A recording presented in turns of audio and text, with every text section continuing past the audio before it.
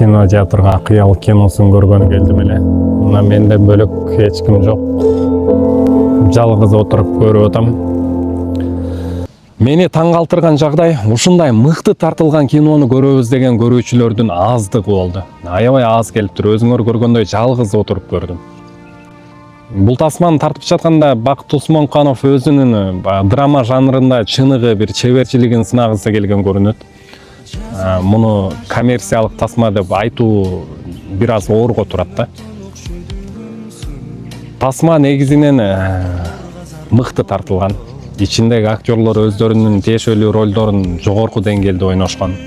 Башында Кытайдын кичинекей мен деген тасмасына окшоштуруп жаттым эле, бирок сценарий таптакыр бөлөк багытка бурулуп кетет экен.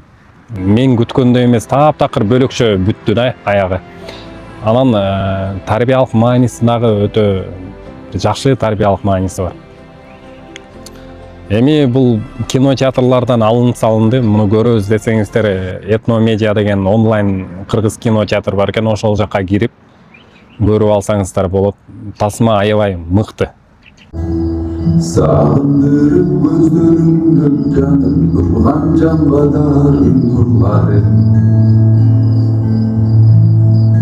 өзүңдү деди өзүңсүз